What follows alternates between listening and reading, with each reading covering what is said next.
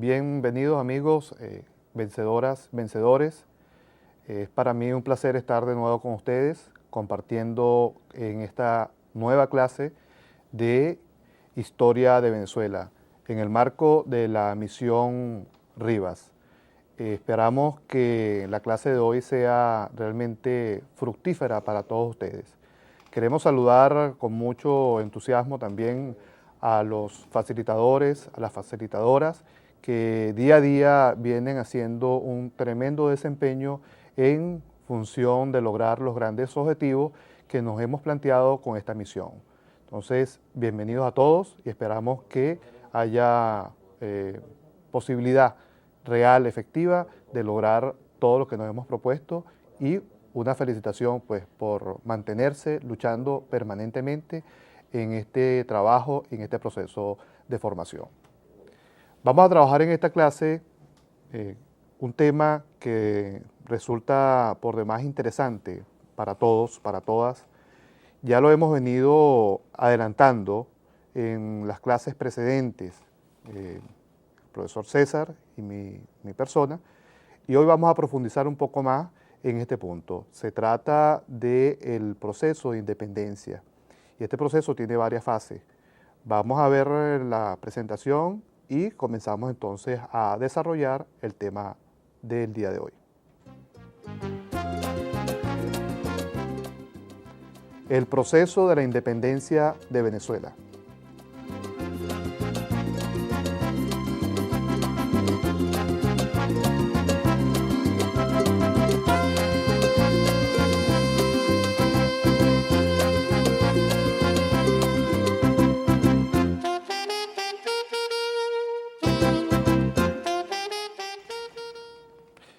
Como ustedes recordarán, hemos venido trabajando en clases precedentes un conjunto de periodos, de situaciones y de momentos de nuestro proceso histórico que son muy importantes, obviamente, para comprender sucesos que ocurren posteriormente, pero también para comprender el presente. No es posible que comprendamos nuestra realidad de hoy como país, como nación y como pueblos sin que nos adentremos y caractericemos adecuadamente cada una de las etapas y de las fases de nuestra historia. Lo que se llama el proceso de la independencia corresponde a una fase de vital importancia. Es una experiencia de verdad significativa por todo lo que implica para la nación. Vamos entonces a ver la siguiente lámina y vamos explicando entonces estos contenidos.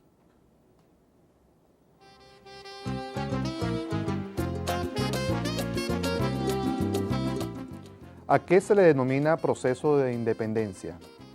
Es el periodo de nuestra historia nacional durante el cual se produjo la transformación de Venezuela de territorio colonial a república políticamente independiente, ocurrido entre 1810 y 1830.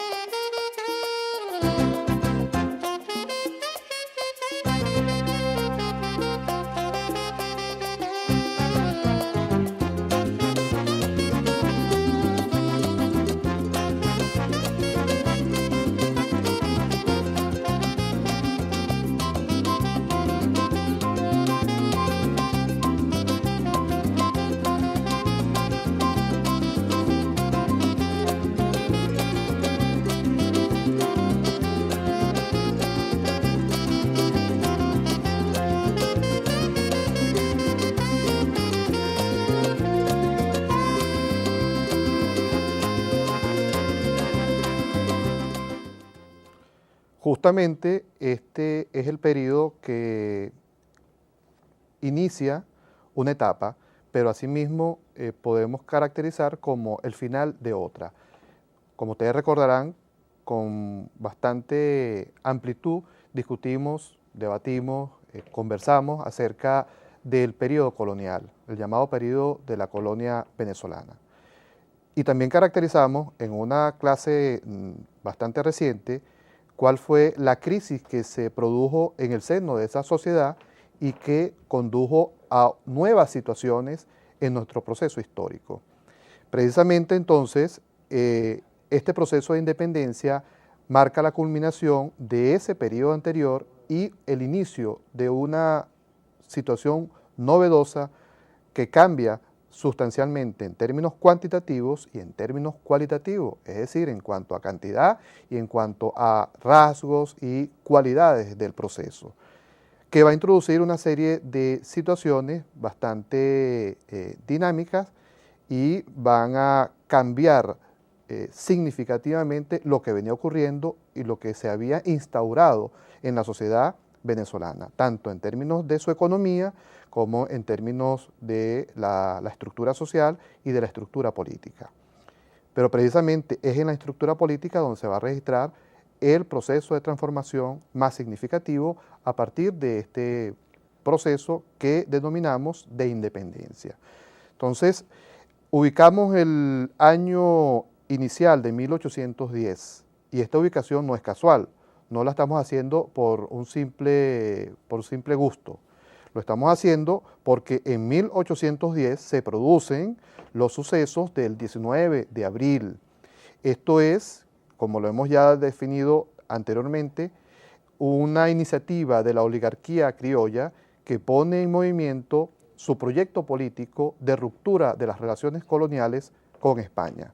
Entonces, este es, digamos que, el sentido inicial de este interesante, dramático y difícil proceso de nuestra historia. Pero hay una serie de otros acontecimientos que es importante señalar, lo que tiene que ver con el escenario internacional. Ya lo explicábamos también con antelación, la situación en España específicamente, con la invasión de las fuerzas napoleónicas, del ejército encabezado por Napoleón Bonaparte. Esta situación en el continente europeo y concretamente en España, va a generar también entonces una situación de vacío en términos políticos hacia las colonias de España. Y recordemos entonces que Venezuela era parte de esas colonias a través de una figura que fue la Capitanía General de Venezuela.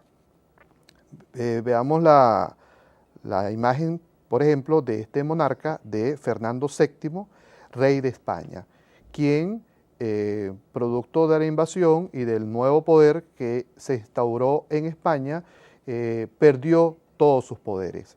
Esto, por supuesto, repercutió a todo lo largo de las colonias americanas. Vamos a ver entonces también que en Venezuela se intenta estructurar un gobierno que oscila entre declararse plenamente independiente, pero además reivindicar los derechos de Fernando VII. Porque también vale la pena recordar que producto de la ocupación de España se estableció lo que se llamó un consejo de regencia, es decir, una especie de gobierno que interviene, que sustituye los poderes del rey, y este consejo de regencia aspiraba que las colonias americanas, por supuesto, suscribieran su obediencia, su subordinación. Pero no fue así. El 19 de abril, sobre todo en el Cabildo caraqueño, en el Ayuntamiento de Caracas, y por iniciativa esencialmente de los blancos criollos, es decir, de los mantuanos, se produce un desconocimiento de esa regencia y se establece una junta conservadora de los derechos de Fernando VII. Esta junta va a ser entonces una experiencia, a la larga, una experiencia de gobierno que va a marcar los inicios de un proceso para el cual la oligarquía criolla, es decir, los mantuanos, estaban ya con bastante decisión intentando esta toma del poder político. Veamos entonces cuáles fueron las consecuencias del 19 de abril de 1810.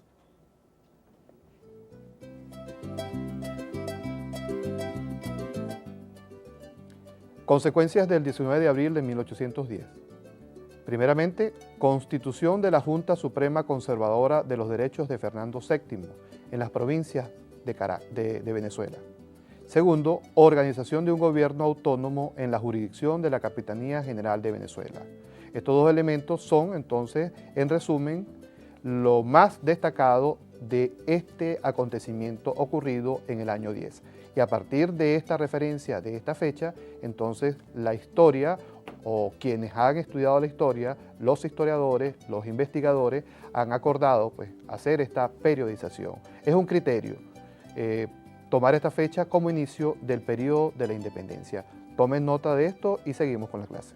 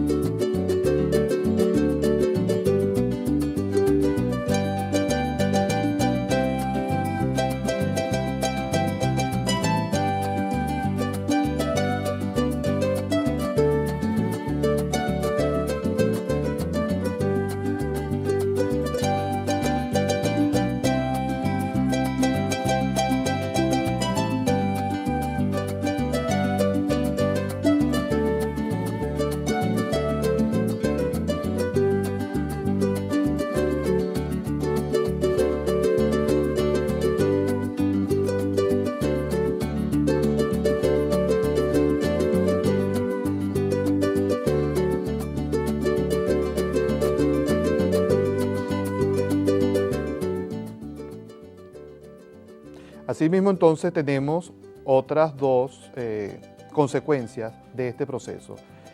Tenemos la convocatoria del primer Congreso como provincias autónomas y, en cuarto lugar, el desconocimiento de la autoridad del Consejo de la Regencia constituido en España a instancias de las fuerzas francesas. Complementen entonces sus notas con estas dos nuevas consecuencias.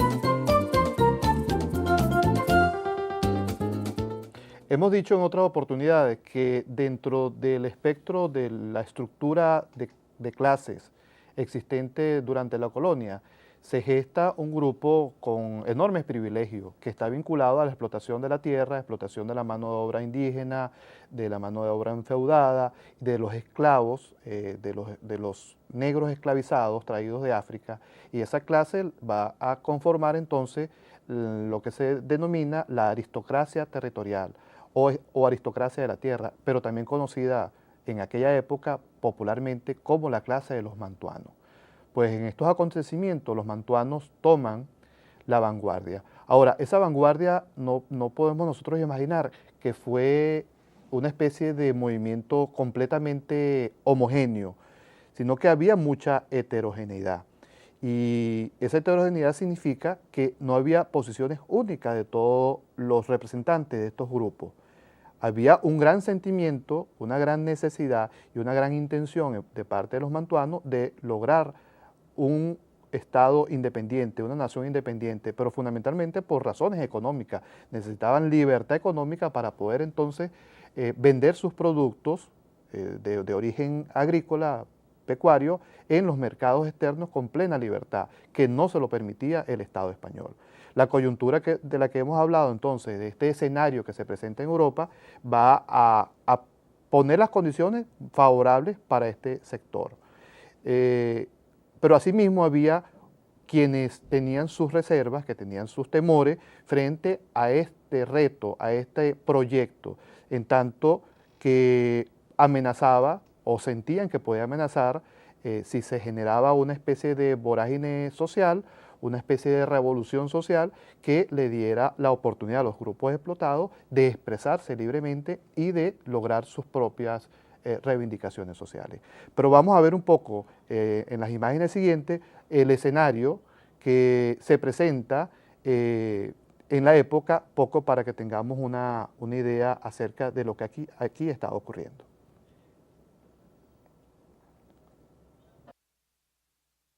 En el año 1810 comenzó a desmoronarse el poderío español que durante 3 siglos había reinado en América. Para entonces, los españoles luchaban por su independencia contra los franceses, circunstancia esta que fue aprovechada en Venezuela para iniciar el camino que la llevaría a independizarse de España.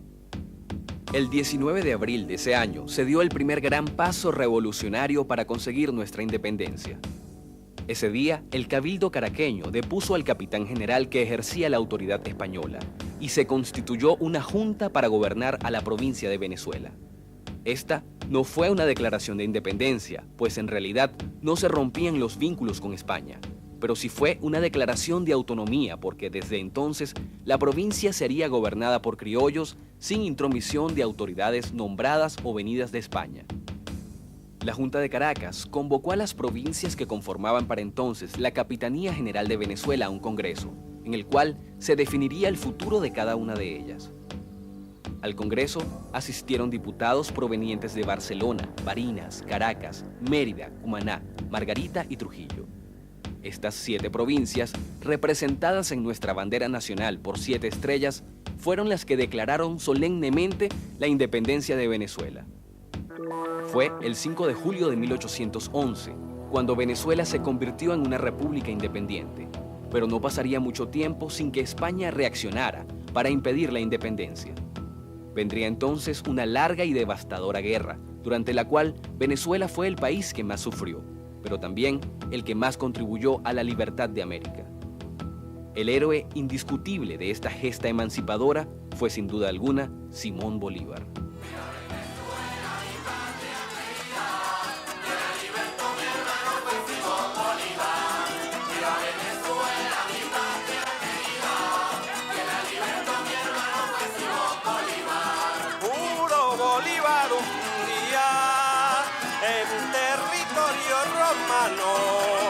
¿Qué libertad le daría al pueblo venezolano?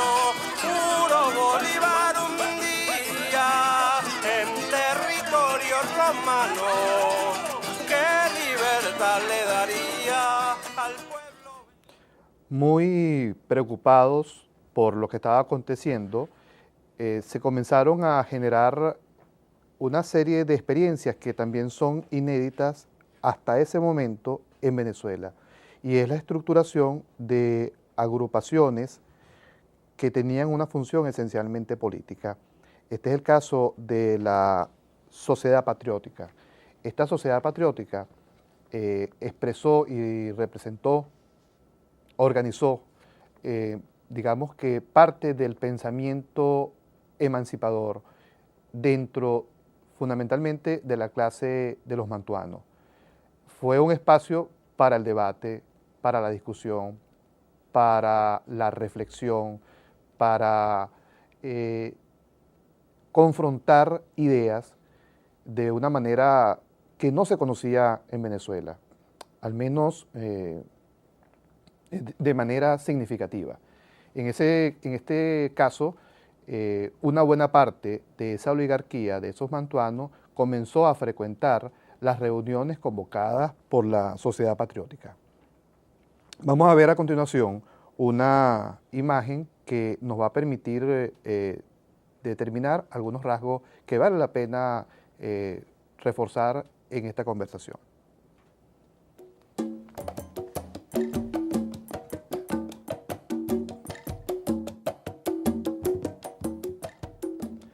La Sociedad Patriótica fue una agrupación política constituida esencialmente por los mantuanos para promover el debate y las acciones de respaldo al proceso de independencia.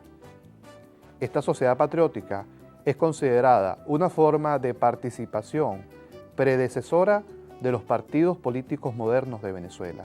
Veamos entonces estas dos cosas o estas dos cualidades como signos distintivos de esta experiencia de agrupamiento para el debate político, para el debate del pensamiento. Una extraordinaria experiencia que le permitió a los mantuanos tener un escenario para tratar de convencer a muchísimos que no compartían inicialmente estos planteamientos. Copien esta lámina y continuamos con la clase.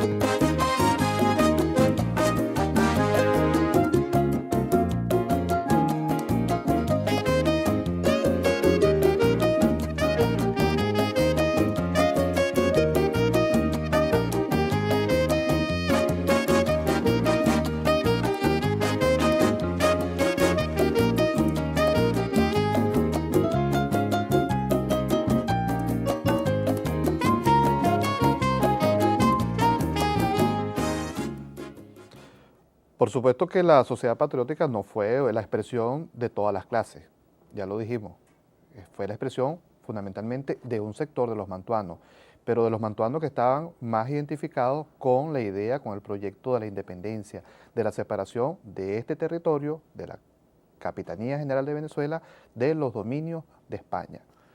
Pero además, ideológicamente, en cuanto a las ideas filosóficas, los planteamientos que allí se debatían, las teorías que se esbozaban, que se defendían, cada uno de estos oradores que con mucha vehemencia participaban de estos debates era fundamentalmente de origen europeo, pero también por la vía de Norteamérica habían logrado penetrar y tener presencia en este territorio y en ese sector social ideas que van a ser la fundamentación o la base de todo el proyecto que se pone en marcha.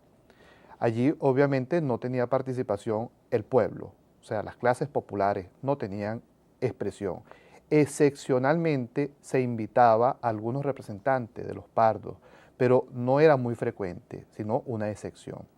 Sin embargo, aquí está el sustrato, pues el sostén ideológico de lo que está lo que está ocurriendo y lo que está por venir.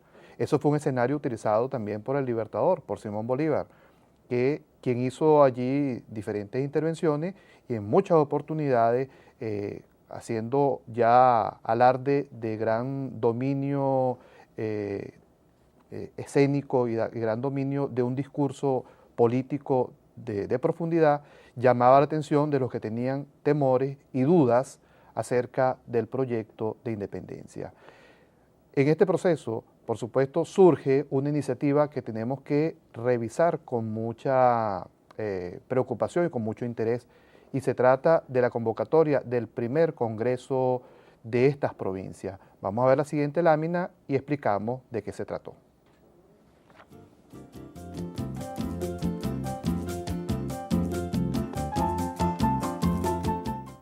Primer Congreso de las Provincias de Venezuela. La instalación del Congreso el 2 de marzo de 1811 se hizo con presencia de la representación de diputados de 7 provincias que constituían lo que hasta ese momento era la Capitanía General de Venezuela. Copien esto, por favor, y continuamos.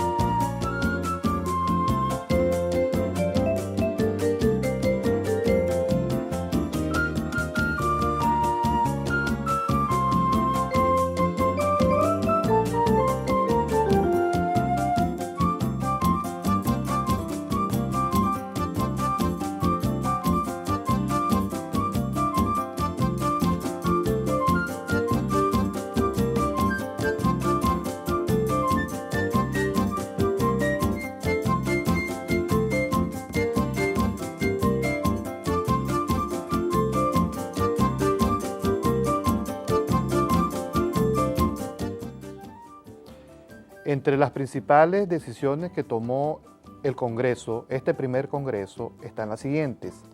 La declaración de la independencia de Venezuela, que se estableció el 5 de julio de 1811, a más de un año de los acontecimientos del 19 de abril del año 1810. Otra decisión importante fue la redacción de la primera Constitución de la República, que se sancionó el 21 de diciembre de 1811. Cabe aquí expresar algo importante. El Congreso fue convocado en marzo y fíjense que la redacción de la Constitución se produce, la sanción de la Constitución que se había redactado, se produce en diciembre del año 1811. Es decir, este poder constituyente estuvo sancionando, estuvo deliberando, estuvo en plena discusión durante todo el año 11. De manera que el año 1811 es en este proceso, en esta etapa, de gran relevancia. Entonces, fíjense cómo se van encadenando los acontecimientos. Comenzábamos señalando los acontecimientos del 19 de abril, pero dentro de sus consecuencias estaba la convocatoria del Congreso. Y efectivamente, por esta decisión se convoca y se instala a partir de marzo de 1811. Pero los méritos del Congreso están precisamente que con una representación de delegados de las 7 provincias que suscribían todo este proyecto, se pudo redactar la primera Constitución de la República, ya como Estado independiente, como nación independiente. Y lo más importante, por supuesto, está en el punto 1, la Declaración de la Independencia, que es hasta el presente uno de los acontecimientos políticos capitales en nuestra historia. Copien, por favor, esta lámina.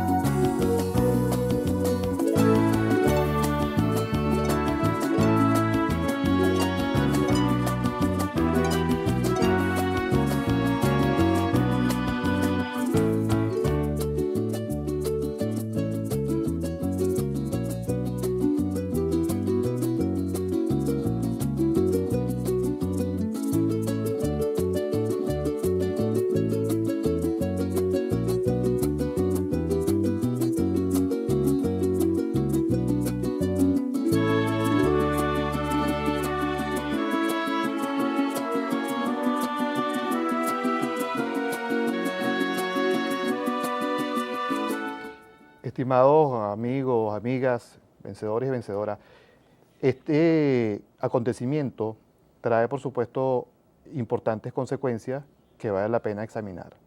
Y vale la pena examinar porque van a determinar el curso de los acontecimientos a partir de ese momento y en los próximos 20 años que están por ocurrir. Imaginemos que estamos transitando una especie de película, pues. Estos capítulos que tienen que ver con la Declaración de la Independencia van entonces a definir la secuencia, los cursos de acción que se producen en todo el territorio, con unos efectos de gran envergadura. Veamos a continuación entonces cuáles fueron, en qué consistieron estas consecuencias producto de la Declaración de la Independencia de Venezuela.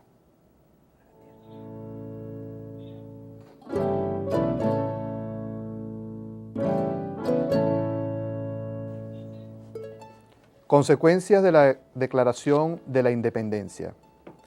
Creación de una república políticamente independiente. Inicio de la fase de confrontación armada. Reacción conservadora realista. Polarización de la sociedad en 2 grandes bandos en pugna. Los republicanos, o también llamados patriotas, y los realistas o monárquicos. Copien, por favor, esta lámina para continuar.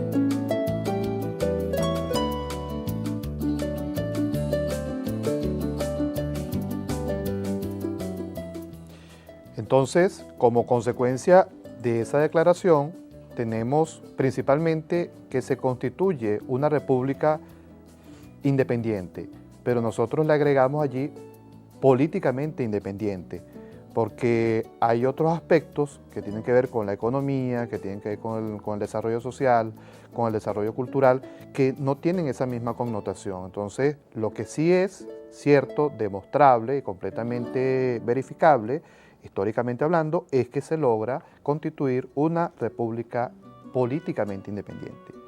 Pero además, esto da pie para que se entre en una fase de confrontación. Y ya veremos cuando estudiemos en profundidad cada una de las etapas del proceso de independencia, cómo la violencia se adueña de la escena en todo el territorio de la ahora República Independiente, o que intenta lograr su independencia. Son varios los intentos, los acercamientos por generar esa república. Cada uno de esos intentos tiene una denominación, por eso nosotros, en nuestra historia republicana, hablamos de la Primera República, Segunda República, la caída de la Primera, la caída de la Segunda República, etc. Ya oportunamente vamos a trabajar con cada uno de estos aspectos. Asimismo, esta violencia está sustentada porque hay una reacción conservadora, por supuesto, y esto obliga o crea las condiciones para una polarización, es decir, dos grandes bandos que entran en pugna. Aquí vemos entonces una escena en pantalla, una escena que representa un poco, que recrea lo que se conoce como la Declaración de la Independencia de Venezuela. Vamos a ver también, a continuación, la representación que estuvo participando en el Congreso, en este primer Congreso de Venezuela. Veamos, están apareciendo, ¿verdad?, cada una de las imágenes. Y esto es en relación con el 19 de abril y las provincias de Venezuela. El 19 de abril porque a partir de allí es que se madura la idea de convocar a un congreso de todas estas provincias. Vemos entonces que los puntos rojos representan las ciudades y las provincias que se adhieren a este movimiento, y las azules o los puntos azules representan aquellas ciudades y provincias o zonas del territorio en aquel momento que no estuvieron de acuerdo con esa convocatoria, es decir, donde estaba más concentrada la posición monárquica o realista. Ahora, el hecho que aquí aparezcan las 7 provincias que adhieren tiene una consecuencia importante, y quisiera que pongan atención entonces para lo que vamos a ver seguidamente.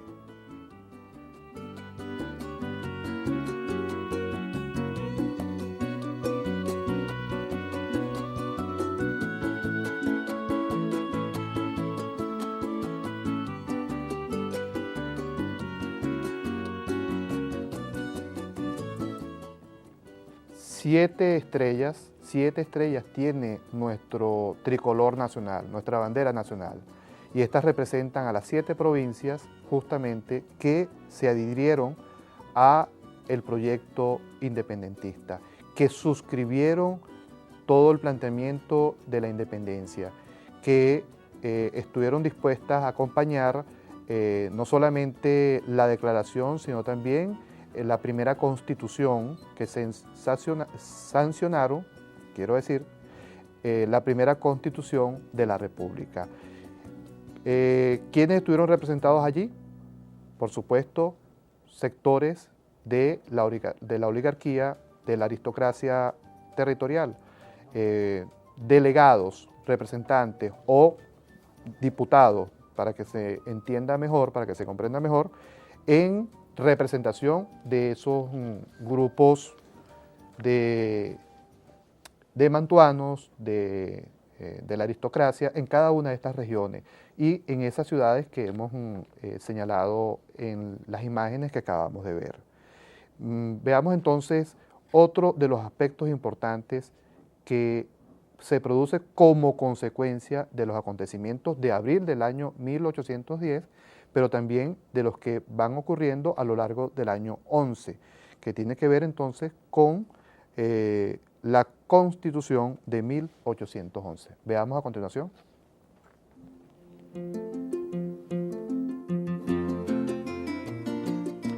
Constitución Republicana de 1811.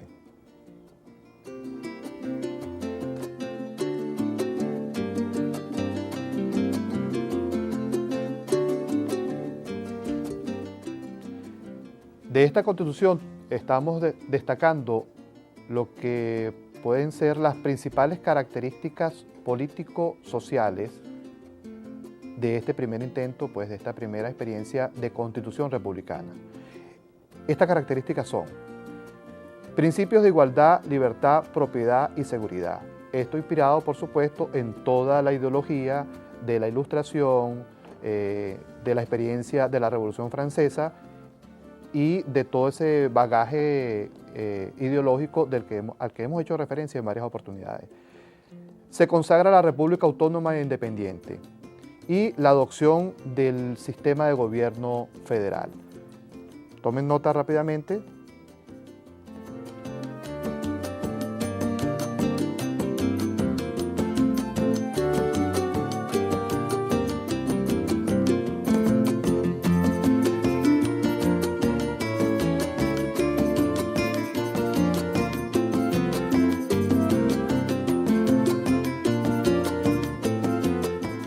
Las otras características que complementan las anteriores son división de los poderes públicos, es decir, el poder legislativo, ejecutivo y judicial.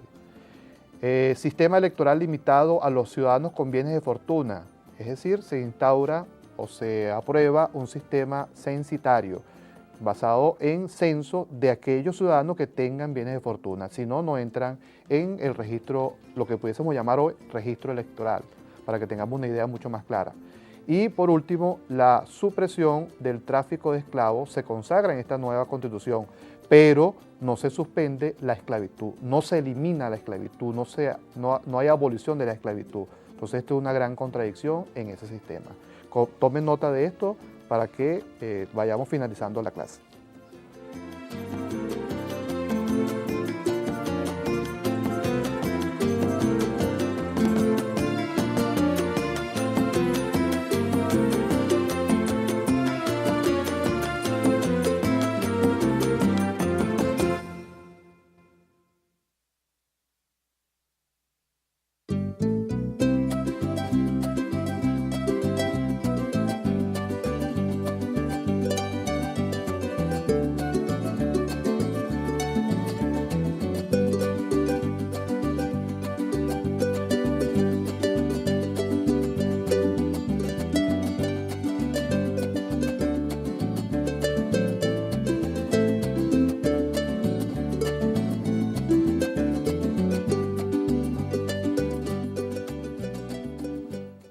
Hemos hecho un recorrido quizás un poco apresurado y panorámico acerca de una situación que es muy compleja. No hemos agotado el punto, aquí hay muchísimas otras cosas que conversar, hay mucha tela que cortar, como decimos nosotros en buen criollo. Pero también lo vamos a seguir conversando y analizando en la siguiente clase. Así que los invito pues, a aprovechar al máximo lo que hoy hemos compartido y verlos en la próxima oportunidad. Gracias por poner tanta atención, que seguramente lo han hecho. Saludos a todos y nos vemos en la próxima clase.